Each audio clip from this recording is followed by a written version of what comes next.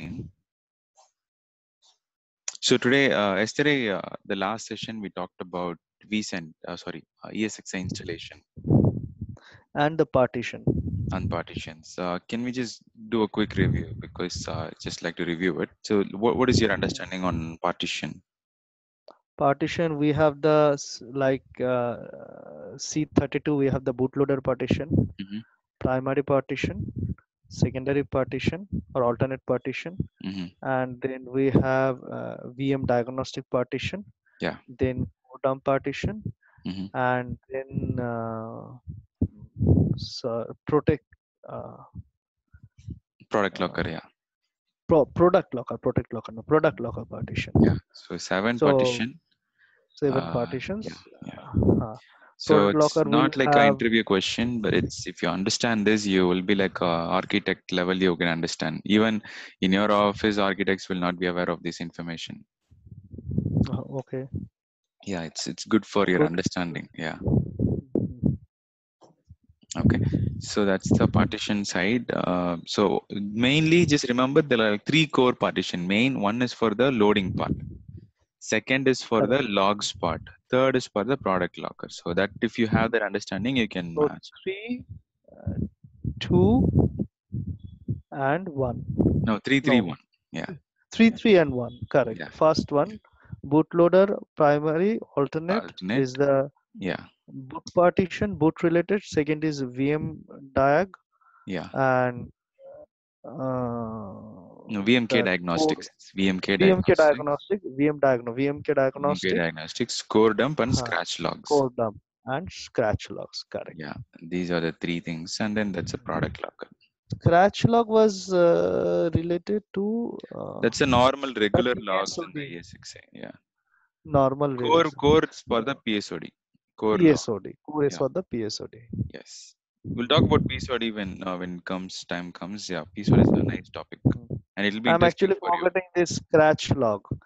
That Yeah. it is a normal log, right? Normal regular like your login, someone will log in into the host, logging out of the host. This information and all will be in the scratch logs. Oh, okay, okay. And VMK diag is the log which we capture through the VMware. Yes, yes. It will be residing there. Yeah. Okay, fine, fine. Okay. All right. And so I've been installation listening process. to your class with most activeness, but you may find my voice to be dull. Don't feel that I'm Yeah, yeah. unattentive. Only I'm very low in energy today.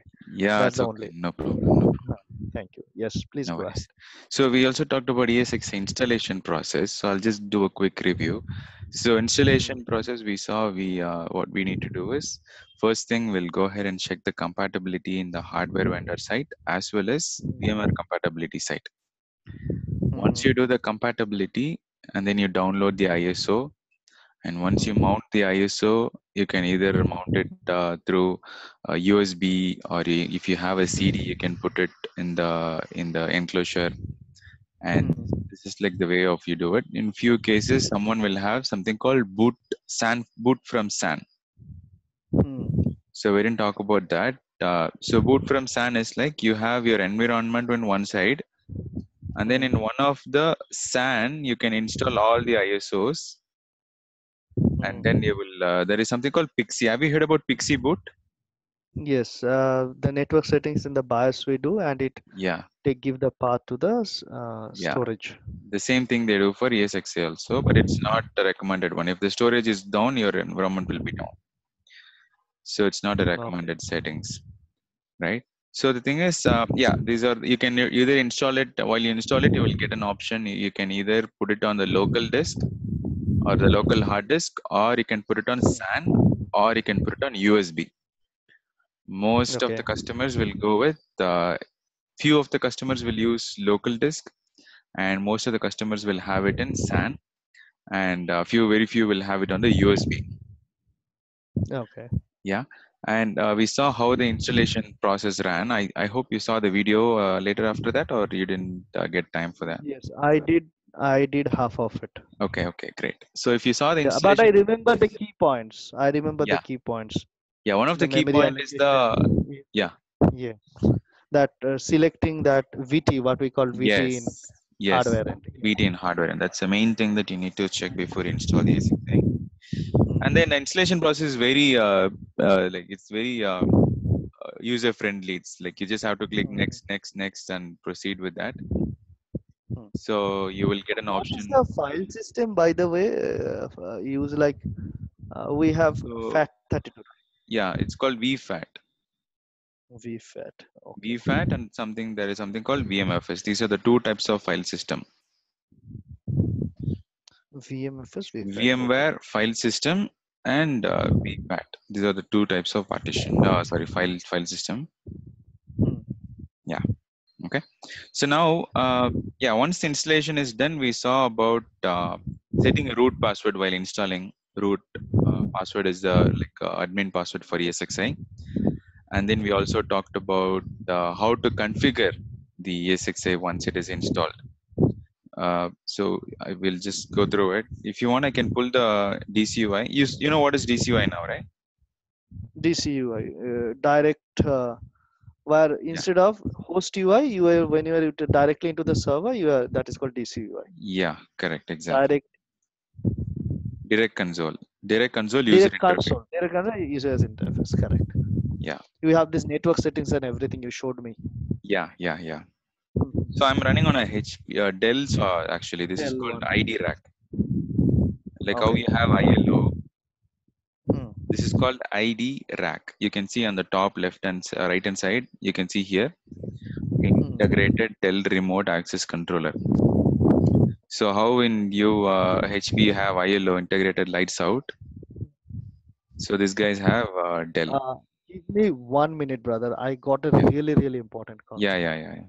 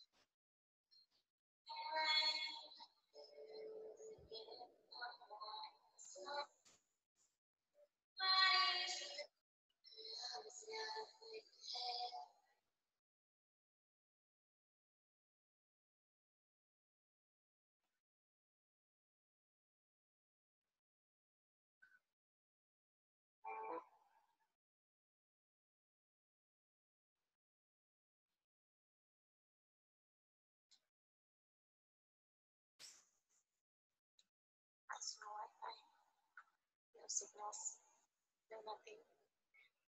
I can only make calls and get data with the BSNL SIM, which I still haven't got. I'm currently using Hotspot, someone who does have a BSNL SIM, to try to do college assignments, which are already due. Today was the most terrifying day of my life. It was my first day of shooting, and I had to walk inside a waterfall in the forest in the pouring rain, and I was almost exhausted by the burn. Anyway, I have to give this on the person who belongs to. So I'll upload my videos and pictures on the video anyway. So bye!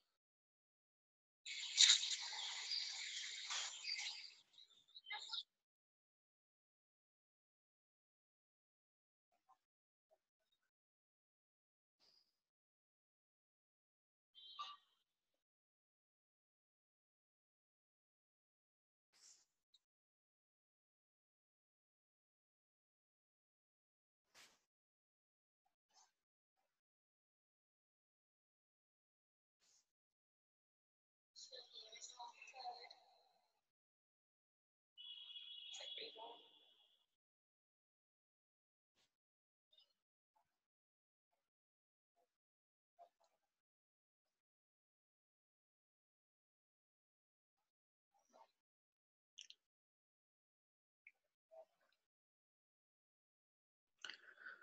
So can't sleep, so baby.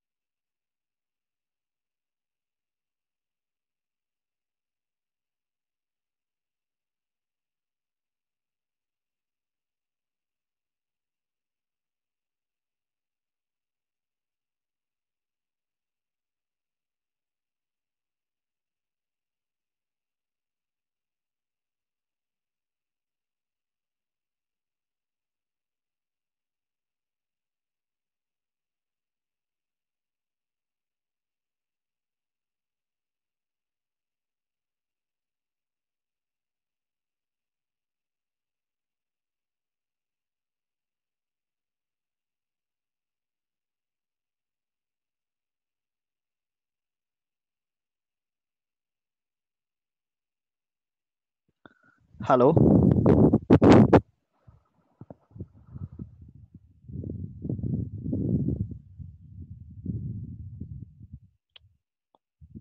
Hello. Hi, Shubham. Hey Priti, I'm so sorry. I just noticed I took almost 8 minutes from you. That's okay. It's okay, no problem. Yeah, yeah. Actually, my owner called me. Oh, house owner. Okay, okay, okay. No, no, the house owner. The yoga pad is there, right? Oh, okay, okay. The owner called me. She's very nice. She's from Tamil. She's a Tamilian. She's very, very nice. Oh, okay. Very nice lady. Means I'm blessed to have that kind of Okay. person sharing the Hmm. place with us. Oh, So like because of wife's accident, she uh-huh. called. So I just said that yesterday the movement happened. Even I am not keeping very Okay. tired, very, very exhausted. So that's all. I'm Uh, sorry I took a little more time. Generally, I don't take. yeah, yeah, it's okay. No problem. Thank you. Thank you. All right. So we were talking about the ASX installation process, right? So I just wanted to let you know Yes. The DCUI is one of the console where you can directly access when you don't have access through web access like this. When you don't have UI access, you have to go ahead. Either the host UI or the vCenter. Yeah, One question: Can through the vCenter, Hmm. can I do the first time installation, No, or it has to be DCUI? no, it has to be DCUI. See, if you have to add your Oh host. no, sorry. What Yeah, question I'm asking? Because if you don't add the IP address, how it will get in the vCenter? yeah. Correct, correct. Without the IP address, until and unless you go to DCUI Yeah. and you set the IP address, you cannot have it in the vCenter even. Yes, true. Correct. But if you set the IP address, you can have it in the vCenter or host UI and or both. It will start from DCUI once you set up, and then you have web access. Once you have web access, you manually have to add it in vCenter. It won't appear automatically. You have to add it. Oh, Yeah, okay, it's a manual okay, process. Okay. okay, fine, fine. Okay. So that's the Yeah. ES6A. Once you install it, you will get a page like this. All you have to put is the IP address on the thing. It will take you directly, and you can only log in with root access. Hmm. And in few case, you can, like, if you have a team, like you have a big team, you can create access for them, and you can just go to manage and then create authentication for each and every people. If you have a DNS, you can add Hmm. your Active Directory. If not, you can create individual level access users. Like, let's say I have a test user, it's only Hmm. for using patching only. So patching activity only, I will create a username password for him, and next time he can log in with that password. So this person get a limited accessibility or a full Yes, credential like administrator it's one? a limited access. So once I create the user, I have to add in the role, what type of role I'm going to give him. So is it like Okay. access? So I can only give read only. So I will see that guy if he's here. So I've created patch. See, if I want to add 100 users to a Hmm. particular VM, Yeah. I have to add each and every user to that VM. So if you have 100 users, you will definitely have Active Directory. Is that true? Correct. Correct. So if you have Active Directory, you will create user groups.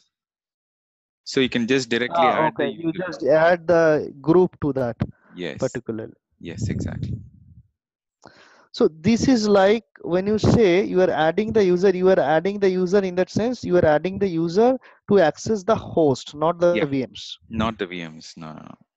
But I mean, if you have access to the host, you also have console view. So there are a lot of views, like you can only let them access the VM, or you can let them access only the data storage or networking. So that is why we have something called roles. Okay, no, Yeah. suppose what I'm trying to understand, suppose I have 100 users Yeah. and some people are planning to access Oracle database, Hmm. some people are planning to access some other application.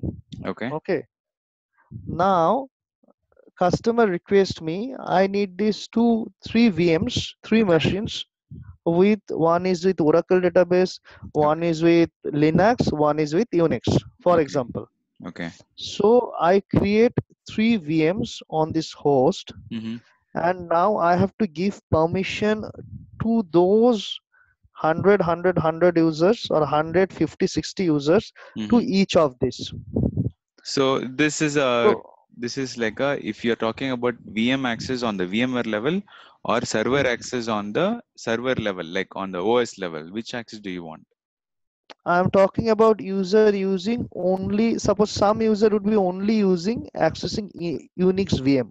Okay. Some user will be accessing only Linux VM. Okay. Some will be accessing only Oracle DB VM, Okay. and some will be accessing alternatively. Some will be using either of these two or either of these three, something like that. Okay. They access to those users.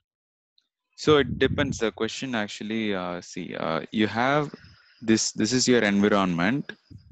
Hmm. and this is your infrastructure team. Hmm. This is your application team. They Hmm. only know Oracle service. They only want access to the Oracle application. But Correct. do they want to access the VM? That's a security issue because apps team cannot access all the infra. So what Okay. they will do is they will log into the guest OS, which is a Windows OS or Oracle OS, Hmm. and the Oracle team inside the infrastructure, there will be Oracle team. They will give access for all the 100 users from the OS level, not on the VM level. VM level is only for the administrators, like how you have level 2 or VMware administrators, Windows Okay, got it. administrators. So it is a very limited access to the application Yeah, only. yeah, correct. So this access is different from that one. Yeah, those are different. These are like the VM level access. This is for you, me, people like us who are working on the background. Okay. Yeah, Okay. okay. So now can I restrict? Suppose I have a team infrastructure team of 100 people. Yeah. I want each out of 100 people, I make a division of 35, 35, and 30. Mm, I want 35 people mm, to manage that Oracle database mm-hmm, VM, mm-hmm. and the other 35 people to manage that Yeah, Linux, and the other 32 Unix. yeah, Can I do this here? yeah, But yeah. I can because do that. then in that case I have to give access, right? Yeah. So I Again, create you a can come to user group. Active Directory concept. All you have to do is you create Ah, a user group for everyone. Let's say Oracle team. I'll just add the hmm, Oracle team here. That's it. That's so very simple. So lot of work when it comes to users and access permission. Lot of work needs to be hmm. done on the Active Directory part. Okay. So Active just have Directory, to. I have not a very good idea, but I just know that what is the role of AD. Mhm. Uh, is it a Windows AD you are talking, or VM has its own AD? Whatever AD, Windows AD or LDAP AD, Linux AD, whatever it is, Lotus, whatever Active Directory. See, Active Oh, Directory is a big concept actually. exactly, exactly. Yeah. So, uh, like I have to install a Windows OS Hmm. as a VM on that host, Hmm. and from there I give the access Yeah. to this 35, 35, and 30 users Yeah. to access the rest of the VMs. Yes, exactly. Okay, I got it now. Okay. All right. Perfect. Clear. All right. Now, yeah. So the thing why I came here is to show you the initial view before you even set up everything. The moment you log in after installation, you will see all this information: manage, monitor, virtual machine, storage, networking. I'll just give you what is what. Now under manage, you have how to do all the configuration part of the ESXi. Okay. Okay. So you will see the time and date. You Hmm. will see the hardware. What are the types of hardware I'm connected with? So I can see a lot of Hmm. gigabit networks connected, network cards, and then one local. This is a storage card.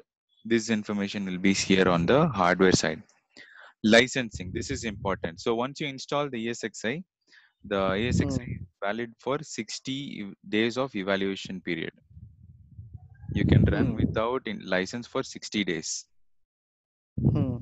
But after that, if Okay. you want to install it, you have to come here and add a license. You have to buy the license. Okay. Okay. And Uh, yeah, other day you asked me to download a VMware image. yeah. I was trying to download. So everywhere I see the 60 days. That's why I was confused. Okay, now I got it. So question is, suppose I download a VMware ISO Mm-hmm. and I create two VMs Mm-hmm. for my personal use or maybe for the office use. Mm-hmm. After 60 days, the license expired. When Mm-hmm. the license expired, No, there is no I license. understand There is no license. You're running evaluation period. after 60 days. After 60 days, you will not be able to manage the virtual machines. If you log in, it will be giving error. Your license has expired. Please add a license or reinstall the OS ESXi. So forget about creating new VMs. I cannot manage my existing VMs Yeah, also. yeah. Okay, in that case, if I install this VMware image, Hmm. I'll be able to use it only for the 60 days. Yes, yes. Okay, okay. But again, once I uninstall, can I again do the same image installation, or it will again ask me for a license? No, you can install again. That's that's the thing. You can just format the disk and then reinstall it, and whatever Okay, data you had, that will be gone. So it's like a fresh that installation you're doing, like fresh similar installation. to me Okay. Microsoft For only. the practice, okay, for the practice it's fine, but Live for you can't business do. purpose or live you cannot do. Correct. Yeah, yeah, Got it. Got it. Hmm. yeah. It's very I don't know. costly. I tried it, the license itself. Yeah. Okay. So in the market, if you see, out of all the license, VMware licenses are costly. If you see Windows, Hyper-V, or Linux, or anything you take, VMware is the costliest license. That's why they Like, like like, like you say the normal. So I'll show you the license product money itself.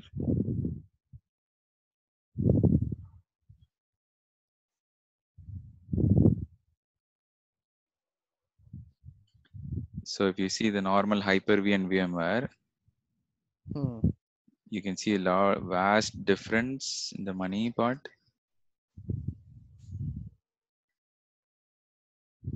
So see here, no. So this is Hyper-V. Happen without, Hyper-V with the most edition is like $3,000. This guy's is like okay. double, more than double, Oh, 8,000, almost more eight than thousand double. dollars. Uh, So they're very costly in super the market. expensive. Yeah, yeah, I think they still run so good show is because of their product quality. yeah, absolutely. The cost, the money that they're taking is, see, Hyper-V is not a virtualization company. Hyper-V is a desktop company. They started with Microsoft and then they want to compete with other virtualization. They developed a product, but these people started with virtualization. Hmm. Yeah, so it's like Got how BMW and Ambassador and like that. I would say it's not a comparison. it. The thing is, they want to Got it. I compete. got your point. Yeah, Got your point. yeah. So that's it. Hyper-V is still not a part of Microsoft. Hyper-V is Microsoft. Yeah, Microsoft, right? Huh, yeah, that's yeah. what I'm saying. Microsoft. That's Okay. right. It's a Okay. Microsoft. They didn't go well in the market. They just copied Hmm. everything from VMware. They wanted to like compete with VMware. So somehow they lost the market. Now they are doing Azure. They are trying to Azure. compete with Azure AWS. is Yeah, correct. Azure is somewhat still not so bad. It means yeah. it's going. But they want to But compete. I believe Hmm. uh, AWS is giving them a tough time. What I heard. Yeah, yeah, absolutely. See, AWS also like this only, like how VMware is this virtualization dominating. Correct. AWS is actually the first one to get into the idea of cloud. People even when Yeah, I didn't understand what is cloud, they did yeah, it for themselves, right? mm, Yes. Uh, yeah. So it's very costly, the product license. hmm. Yeah. So each one has. So if you have a host, each and every host needs a license. It's not that you Hmm. buy one license and use it for all the hosts. So each and every host needs one license. And apart from Hmm. that, if you have a vCenter also needs a license. Hmm. So And vCenter is that application, right? that's a management console. Yeah. Management console application. Now you can create a VM Yeah. and install it, Yeah. or you can have a separate server and install Yes. the vCenter. Yes. Generally, what is the practice? Generally, most of them will have inside the host only. Okay, Yeah. okay. Then But we'll in talk that about case, the that host goes vCenter. down, then it is a big trouble, right? It's a big trouble. It's a big trouble. Yes. But what they will do is they will mark which VM this thing is running, like on which host the vCenter is running. So Mm-hmm. if there is a downtime, they'll first bring that host. So in every environment, I'll give you a typical environment look. Okay. So each and every environment, let's say they have 5 hosts. Okay. Hmm. And they want Oracle application, and they want database application, and they want some WhatsApp application, and they Hmm. want one repository like a all file server. Hmm. Now one host will be dedicatedly only for management purpose. What like vCenter, like AD server, DNS server, DHCP server, and all this will be only for management purpose. In that particular host. Particular host, all the virtual machines will be only for management, because in case if this host goes down, they'll bring it first. If all the host goes down, they know the first host is a management, so they'll first work on this, engage all the support, and then bring this one first. Once you bring this one, they'll be like up and running. The rest all easy, you can just bring it easily. Exactly. And the other way around, if my 2 goes bad, till 3, 4, 5 is accessible through 1. I didn't get it. So if my host number 2 goes bad, till 3, 4, and 5 is working, I can manage these 3 hosts through my host number 1. Yes, only if you have that shared storage and shared network. If you have shared Only storage, if I have the shared storage and shared network. Correct. Now, we'll talk about that. These are some of the interesting concepts in VMware. We'll talk about that. Something called HA. High availability. And yeah, we'll talk about that. This will be like some interesting topics. So let's talk about that in detail when the point comes. So this class I wanted to discuss about vCenter. So now you're clear about host, right? What is host, how it is installed, what I can see inside the host, like virtual machine, storage, network. This is the overview of the ESXi host. Now, if someone says host, you will get understanding, right? Yes, Like very clear clearly. understanding, like how it is built, how it is set up, how it's brought from bare metal to ESXi installation. Everything is clear, right? Yes, very much. Perfect. So this is the Delhi view of it. So that's it. We'll now focus on next part, or the next critical portion of the VMware environment, that is called as vCenter. As I already told you, vCenter is a management console. It's a place where you manage all the ESXi host in your environment. Okay. So this can be of 2 types. One, I can run it inside the host, or I can so this is called as inside the host. Like I can create VMs. One of the VM will be my vCenter VM. Or I can create a separate physical machine only for vCenter. Okay. Now vCenter is of 2 types. Second point I didn't get. Okay. I create a VM and I install the vCenter in that. I got it. And I get a physical server and physically install the vCenter without using any hypervisor. Yes, it's a Windows. You have to put Windows and then put application. It's okay. Let me tell you what is the type of okay, got it. So vCenter is of 2 types. One type of vCenter is Windows vCenter. Okay. Another one type is called as the Linux vCenter. Okay. This is also called as appliance. This is a vCenter is called. Yeah, Linux vCenter is also called as appliance. Okay. So Windows vCenter is called as Windows VC. And Linux vCenter is called as appliance. Okay. Okay. And the general term in the market at the moment, they call it VCSA.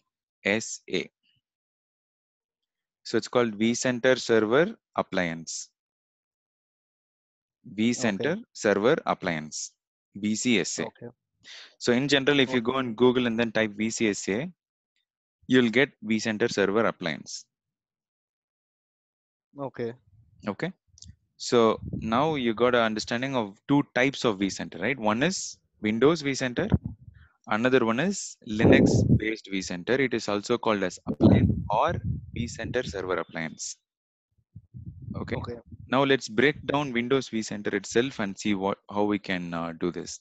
So when you want to install a vCenter, so the choice is yours.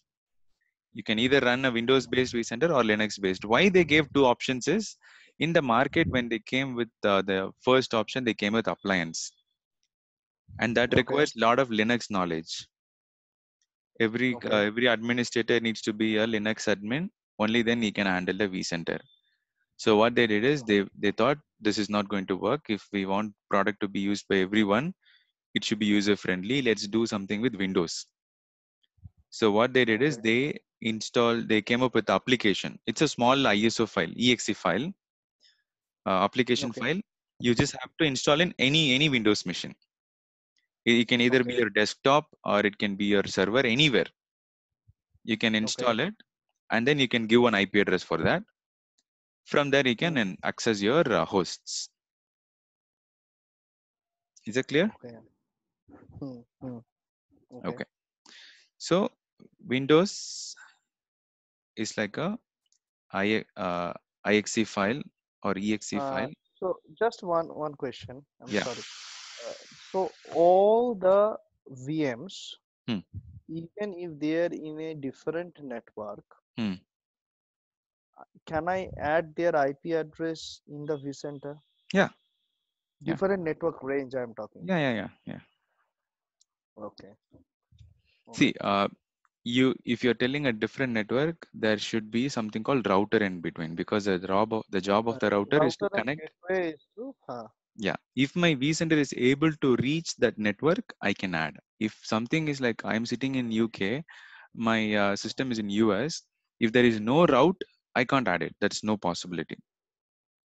But if I have a router in between, if there is a route, if I'm able to ping it, so this is simple. So if I'm able to ping it, I can add it. That's it. okay. Okay. Yeah. Fine. Fine. Yeah. Okay. Hmm. So simple. If you are able to ping the network from the vCenter server, Hmm. you'll be able to add it. Hmm. But generally it is installed on a server OS or on a normal client OS, like you install it in your Appliance. laptop. No, I'm talking about Windows one, Windows vCenter. Windows vCenter generally installed on a server, like a physical server. So let me tell Okay. you now, 90% of the world is running on VCSA. 90% Okay. of the world, the whole world I'm talking. The cases that we get also 90% will be on this. Very 10% run on Windows. The reason why they go with Windows is the reason why they go with VCSA or Linux based appliances. Uh, Now, if you have a Windows patching, right? Hmm. Now, Windows will keep releasing patches every Tuesday. Correct. Very So, frequently. wait, no, every Tuesday actually. That's their patch release date. Every month, Oh, second Tuesday. So, okay. every month, second Tuesday, Windows will release a patch. And Okay. what they do, they download the patch and then they install on every week. That's why Windows team have patching every frequently. Now, Okay. while they patch this, so they have to reboot the VM, right? Once you patch, you have to reboot the VM, Hmm. a hot patch or something. Now, in that time, you're getting a downtime for the vCenter, like you're completely shutting down the vCenter, bringing it on. Hmm. At that time, I'm not able to manage. So if I'm rebooting and everything is up and running, I'm okay. But while patching, if I have some issues, I am done. It's gone. Then business gone. Business is gone. Business is down. So Ah, they came up with a lot of problems. If there is any bug in the Windows OS also, it's affecting my vCenter. okay. Everything like it's dependent on the Windows OS. So it's like this. I have my Windows and I'm running my application on top of that as a VC. So if anything is wrong with my base, I am also wrong. I am also going True. wrong with that. Now to overcome this problem, to overcome this dependency on Windows, Hmm. vCenter came up, the VMware company came up with the vCenter server appliance, which is totally independent of Windows. Hmm. So it runs on its own. All you have to do is inside one of the hosts, let's say this is our host, I will Hmm. create a VM and then I will put the appliance ISO file on that. So simple. So this you can see Okay. my screen now. Okay. So it is independent of any OS. Yes, any OS. Yes. Okay. So when you're talking about VMware vCenter Linux, that Hmm. doesn't mean it is getting installed on a Linux. No, It no. is the flavor of Linux, which is kernel of Linux, which is Yeah. using. Yeah. Oh, okay. Okay. Got it. Okay. Super. So it's just like the coding level, it is done on Linux coding, the shell and all. But the thing is, they're running on the end user side. From an administrator side, it's an appliance. I got it. Okay. Hmm, hmm, So if I clear. open this also, you can see I will power it on and show you what is this looking like. So it will be like a Linux machine only. It will look like. So starting GUI will be like this, and then it will go into the coding like usual Linux server only. It will boot. Okay. Yeah. So this is my vCenter. Now I'll have a IP address for this. Hmm. Now all I have to do is with that IP address, I will put in again. I have to put it in browser only. This is also managed to browser. So I'll have IP address. I'll put vCenter IP dot vCenter IP and then hit enter. It will take me to that browser. But now I don't have a vCenter. Why it is? I'm going to install a new vCenter tomorrow. I'm not going to do today. So we'll start Hmm. fresh tomorrow. We'll install Okay. the Windows, Linux based appliance. Okay. So tomorrow we'll install and we'll see how the installation process goes, and we'll talk in detail about vCenter. After installing, how do I add this host to my vCenter? Everything we'll see. Okay. Okay. So Okay. before we wind up, I want to give you one more important point. This is something related to Windows. Sorry, not with Okay. Windows. Related to Windows vCenter only. vCenter. Now, Okay. every Okay. vCenter has something called database. Okay. Okay. Every vCenter has its own database. Like, you know what is database, right? Like all the user credentials, all the information about the vCenter should be stored in a place. Okay. Now, Hmm. uh, this DB is called as VCDB. This is a core component of the vCenter. Okay. Now there is one more component. This is used only for authentication. When you log in, you're logging into root for the host, root Hmm. access, right? For Hmm. vCenter, in 5.5 version, they had something called SSO, single sign-on. Okay. I think you should have heard about single sign-on. Are you aware of single sign-on? Yes. Yes. Yes. If Okay. you sign in for once, you do not have to do multiple Yeah, authentication or something like that. exactly. So let's say a quick example is your Gmail. Once you Hmm. log into Gmail, you have access for everything. From there on, whatever Gmail components I have, I can connect it to my YouTube or Google Contacts, Gmail or Drive. Everything is authenticated with one password. That is single Okay. sign-on, right? With one sign-on, I'm able to access all my applications interlinked with that domain. So in Okay. 5.5, after 5.5, what they did is in 6.0, this SSO is replaced with something called PSC. This is called Platform Service Controller. Now this is a Okay. whole new topic. I know it may be little vague when I first explain, but the more and Hmm. more we get in detail, you will be able to understand it. Okay. Okay. So for authentication purpose, from 6.0, they came up with a new. So for now, if you somebody asks you what is PSC, or if you hear about the word PSC, all you have to understand is PSC is a authentication tool or authentication medium for vCenter, Okay. which is used as a replacement for SSO, single sign-on. Okay. Okay. Fine. Okay. Fine. For now, that is it. That's just remember this. That's this should be more than fine. Okay. Okay. So, when this SSO is used, like I'm trying to log into the vCenter, Yeah. then only I use this SSO method, right? Yeah. But you say that uh, for all the options where you need to multiple logins, why should I need multiple logins? Where do I need multiple Okay. logins? Very good question. Okay. This is a very good question. vCenter is VMware is a very big product. So if you Hmm. remember in the very first class, we talked about there are a number of VMware products. We talked about vSAN, which is for storage, and there is something called NSX, that is for network virtualization. and then we talked about SRM, which is for DR based, and then we have DR, disaster recovery, and then there is something called VRO, which is we realize operation. There is something called VRA, vCenter, VMware automation. This is operation, this is automation. To automate all the process, you can do this product. So there is like a huge list of products in VMware.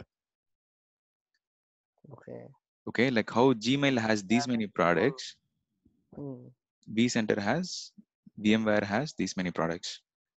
So for this only they want SSO. Okay, fine. Is it clear? Yes. Yeah. If you remember, we talked about this. So we saw what is core. We are only talking about core as of now.